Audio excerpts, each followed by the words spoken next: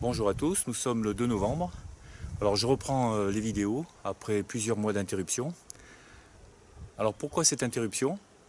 Comme vous pouvez le constater, je n'ai plus de ruches devant la maison.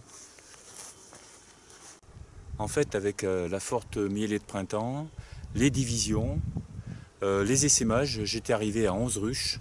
Et là 11 ruches, c'était invivable. Dès qu'on sortait sur la terrasse, on risquait de se faire piquer. Donc j'ai profité des mesures d'assouplissement par rapport au déplacement au mois de mai pour déconfiner les abeilles.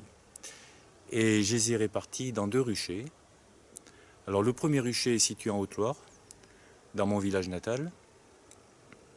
Et le deuxième rucher est près de Clermont-Ferrand, sur un terrain qu'une mairie m'a prêté.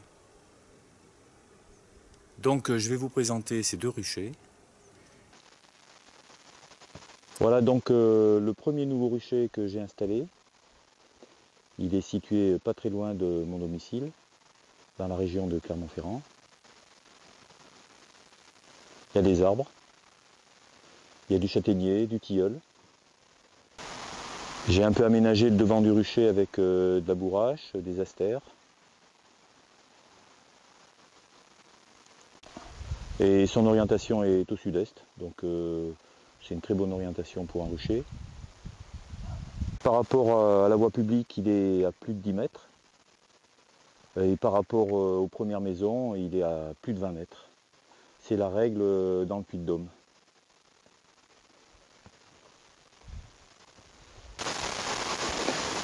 Donc vous remarquez, il y a quand même pas mal d'activités. C'est la période du châtaignier actuellement, donc elle ramène pas mal de pollen et de nectar de châtaignier. Et donc aujourd'hui je vais ouvrir cette ruche, parce que celle-ci c'est une division que j'ai faite au moment de la Pentecôte, et je ne l'ai pas encore ouverte. Je voudrais voir donc si une reine est née, s'il y a du couvain. Là vous voyez un très beau cadre de couvain. Voilà, donc cette division a bien marché. Il y a 5 cadres de couvain, 5 cadres de miel aussi. Il y a déjà du miel au-dessus des cadres. Donc je vais mettre une grille à reine et puis je vais mettre une hausse. Peut-être qu'elle fera un petit peu du miel pendant ce mois de juillet. Donc comme vous le voyez maintenant, toutes les ruches ont au moins une hausse. Une en a 3. Et maintenant je vais donc attendre autour du 20 juillet pour extraire le miel. Parce qu'en ce moment il y a encore du châtaignier, il y a de la ronce. Voilà donc un rucher qui fonctionne bien. Il y a beaucoup d'activités.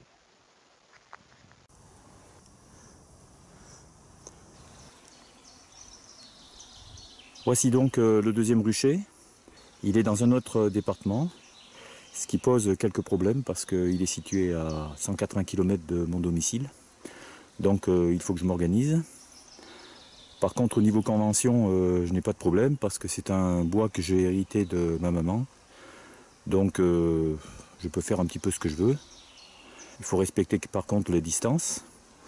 Comme ce rucher est dans un bois, je suis à 200 mètres d'un chemin, donc il n'y a pas de problème. Alors ce rucher il est divisé en 2 parties. Ça c'est la première partie où vous voyez j'ai mis seulement une ruche. J'ai prévu 3 autres emplacements pour des ruches. Puis il y a une deuxième partie que j'ai mis dans le bas du bois parce qu'on est près des prairies, de l'eau en plus. L'intérêt de ce rucher c'est qu'il y a beaucoup de bruyère. J'ai quand même essayé de faire des plates-bandes pour mettre un petit peu de la bourrache en attendant que la bruyère fleurisse. Mais ce n'est pas très facile de planter des plantes type bourrache dans un bois. Bon, par contre, il y a du châtaignier. Il y a des ronces. Alors je vais vous faire un petit historique de chaque ruche. Celle-ci, peut-être vous en souvenez, c'est la ruche numéro 4 qui a essaimé donc 2 fois, que j'ai mise toute seule ici. Je l'ai un petit peu punie, pour voir un petit peu comment elle va évoluer. Bon, apparemment ça se passe bien. Vous voyez, elle ramène du pollen, elle travaille beaucoup. Donc elle trouve des choses à manger. Alors voici la deuxième partie du rucher, qui est située en bas du bois, près d'un ruisseau.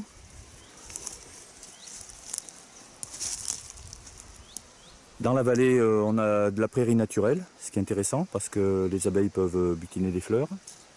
Il y a quelques châtaigniers aussi.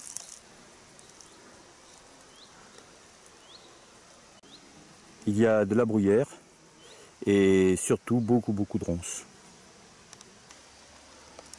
Vous voyez, les ronces commencent à être en fleurs et il commence à y avoir des abeilles.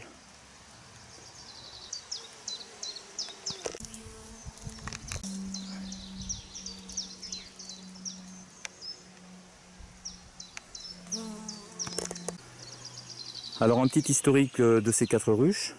Donc la première, vous la reconnaissez peut-être, c'était le fameux essaim que j'ai filmé dans une vidéo. La deuxième ruche, c'est une division de la ruche bleue qui était énorme et donc je l'ai divisée en deux. La troisième, c'est un deuxième essaim de la ruche numéro 4, hein, qui est maintenant située en haut du rucher. Alors elle a essaimé donc 2 fois et là c'était un petit essaim que j'ai pu récupérer facilement. Et la quatrième ruche, c'est donc la ruche numéro 2 dans l'ancien rucher que j'ai divisé en deux et qui m'a posé pas mal de problèmes cette année.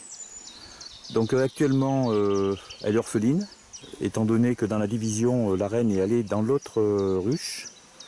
J'ai vu des cellules royales, donc je vais attendre fin juin pour voir si une reine est née et s'il y a du couvain.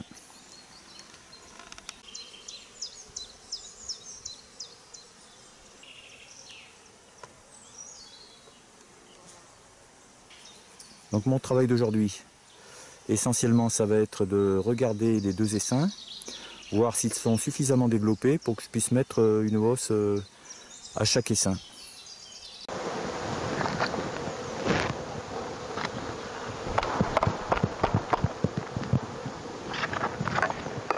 Donc vous pouvez remarquer que la ruche est très peuplée. On voit qu'elles ont bâti partout. Elles ont même fait des ponts de cire.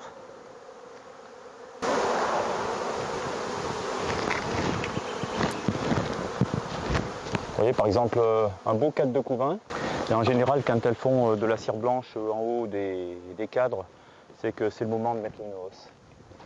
Donc là, je n'hésite pas, je mets une hausse. Je ne vais pas les déranger plus longtemps. Donc je mets une hausse.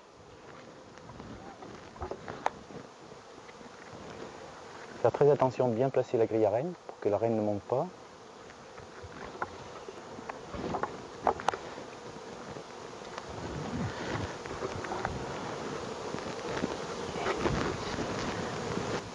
Donc je vais faire de même pour la troisième ruche.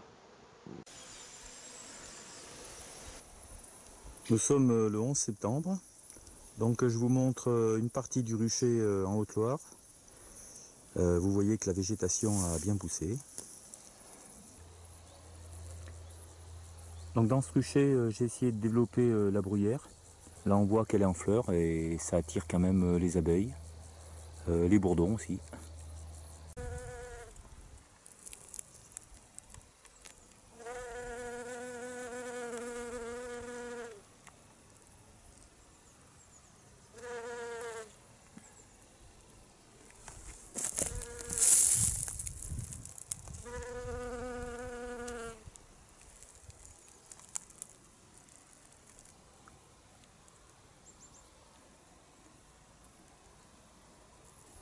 Donc là vous voyez les abeilles, elles sont tranquilles, elles ont de l'espace. Il n'y a pas de pollution, pas de pesticides. Il y a de la bruyère, il y a des prés, un peu plus loin.